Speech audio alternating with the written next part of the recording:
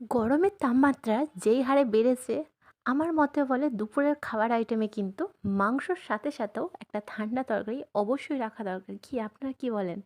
হ্যাঁ, আজ আমি নিয়ে চলে এসেছি পোস্ত ঝিঙে। আমরা বিভিন্ন ধরনের ঝিঙের তরকারি খেয়েছি, সেগুলোও আই থিঙ্ক ভালোই হয়।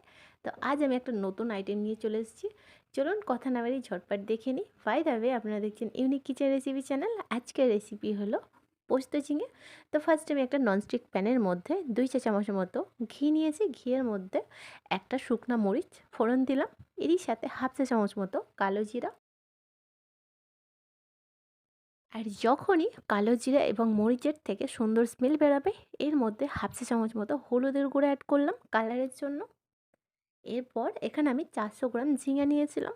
এটা ভালো করে খোসা ছাড়িয়ে ধুয়ে, আর কাটিংটা দেখতে পাচ্ছেন কেমনভাবে কেটেছি, একটু কারাচে ভাব করে, যেমন ঝিঙের ঝোল করার সময়তে যেরকম কাটিং আমরা বাড়িতে করি সেরকম কাটিংটাই করেছি। তো আপনারা যে যেরকম পারেন পছন্দ অনুযায়ী এটা কাটিংটা করতে পারেন।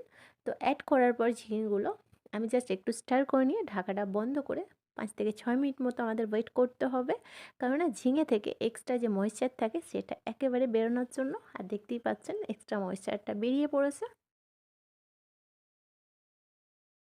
আর এরই সাথে আমি অ্যাড করব স্বাদ মতো নুন। এই রেসিপিটা এতটাই ইজি এবং সিম্পল, আপনারা ঝটপট বাড়িতে বানাতে পারেন। আর কথা দিচ্ছি, এই রেসিপিটা বানানোর পর ঝিঙের ঝোল খাওয়া আপনারা কিন্তু একেবারেই ভুলে যাবেন। লবণটা অ্যাড করার পর আবারও 2 থেকে 3 মিনিট মতো স্টার করে ঢাকাটা বন্ধ করে দিলাম।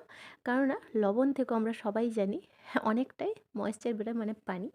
তো দেখতেই পাচ্ছেন লবণটা অ্যাড করার পর ঢাকা বন্ধ করে একেবারে ময়েশ্চারটা শেষ হয়ে গেছে এবং ওপরে তেলটা বেশ ভেসে এসেছে। এর মধ্যে আমি 3 চা চামচ মতো পোস্ত দানা ভালো করে পেস্ট করে এর মধ্যে অ্যাড করলাম। আর এই স্টেজে গ্যাসের ফ্লেম স্লো টু মিডিয়াম ফ্লেমে রাখবেন। আর পোস্তটা অ্যাড করার পর বেশ কিছুক্ষণ আমাদের কষাতে হবে, যাতে পোস্তর যে কাঁচা স্মেল আছে ওটাও কিন্তু ফাইনালি রিমুভড হয়ে যায়। আর আমাদের কিন্তু এই কষাতে কষাতেই কিন্তু 70% কুক হয়ে যাবে। তো দেখতেই পাচ্ছেন ফাইনালি আমাদের কষানো কমপ্লিট হয়ে গেছে। এর মধ্যে আমি 2টা কাঁচা মরিচ অ্যাড করলাম, একটা রেড এবং একটা গ্রিন। আমার হাতের কাছে রেড এবং গ্রিন ছিল, সেটা আমি অ্যাড করেছি। আবারও কিন্তু 2 মিনিট মতো স্টার করে ঢাকাটা অফ করে দিলাম। আর আমি যেহেতু কথা দিয়েছি ঠান্ডা তরকারি, এখানে বেশি মশলা কিন্তু আমি মোটেও অ্যাড করছি না। তো দেখুন ওপেন করেছি। এখানে লাস্ট এবারে ফাইনাল ইনগ্রিডিয়েন্টস যেটা 1 কাপ মতো পানি। কারণ আমি যখন পোস্তটা অ্যাড করার পর বেশ কিছুক্ষণ কষাতে হয়েছিল, সেখানে আমাদের 70% কুক হয়ে গেছে।